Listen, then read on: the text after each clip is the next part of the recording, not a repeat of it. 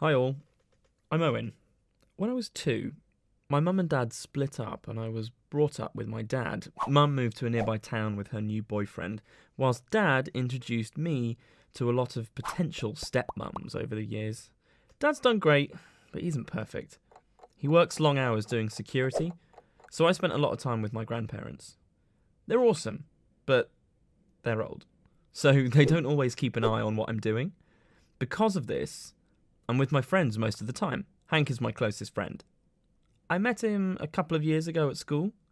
His home life is as dysfunctional as mine. His dad has spent time in prison for robbery, and his brother, Tony, has had a few run-ins with the police too.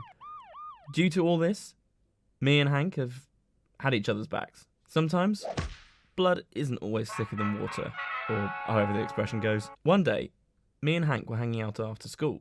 We were sitting on a bench at the seafront.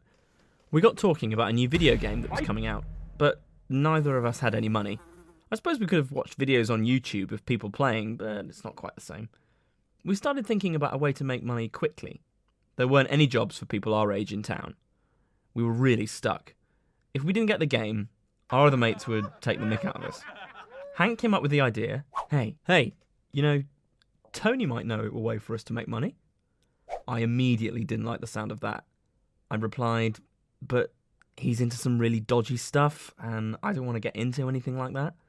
Hank attempted to reassure me by saying, nah, it'll be fine, I'll speak to him tonight, and he'll tell you tomorrow. It didn't exactly fill me with confidence as Hank walked off towards his house. The next day at school, I was playing football with some mates. Hank walks up to me. Hank had spoken to Tony about our money wishes. Tony has a great idea, Hank said. So, Tony's mate has some trainers he wants to get rid of, like 20 pairs of them. Tony will give us the trainers to sell, we just give him a cut of what money we take. At the time, I didn't see anything bad about this, but I should have asked more questions. Hank's bright, but he can be blind when it comes to his family. Sell them to who, though? I asked. Hank shrugged. Then he was hit with an idea. We would sell the trainers to other kids at school. At ours and the other school on the other side of town. They'd be more likely to buy from us.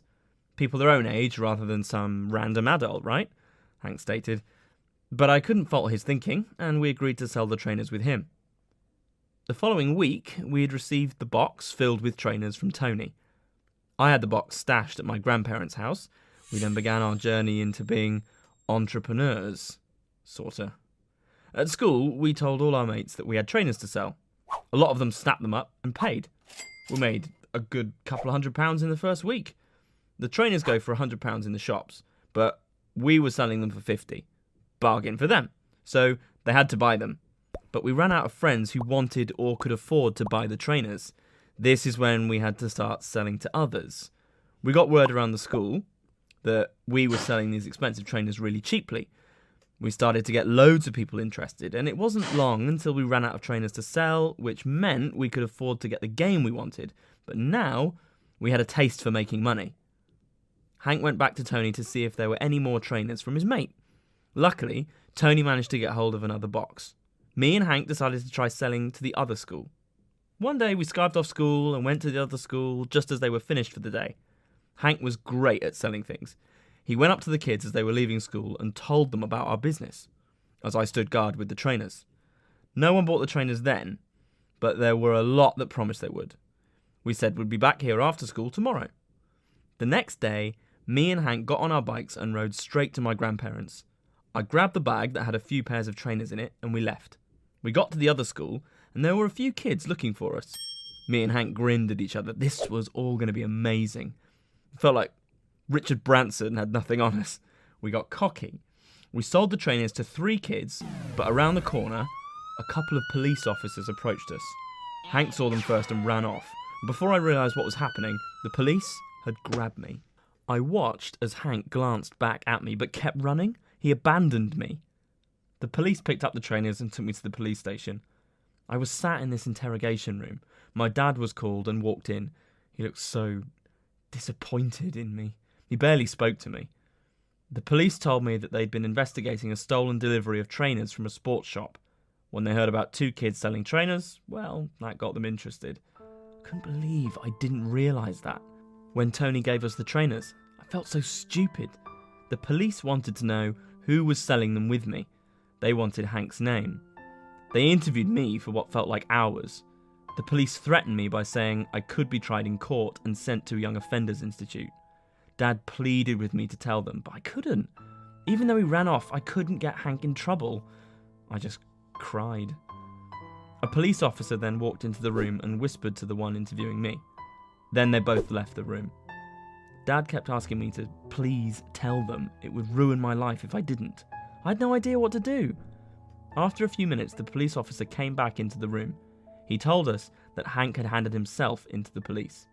He'd had a change of heart and didn't want me to be the only one in trouble. Hank told them that he got the trainers from his brother, Tony. We still got punished, but due to telling them where we got the stolen trainers and being first-time offenders, we got a lighter punishment. We got community service together. We wore bright yellow jackets every weekend to collect rubbish. We were some cool people doing it as well.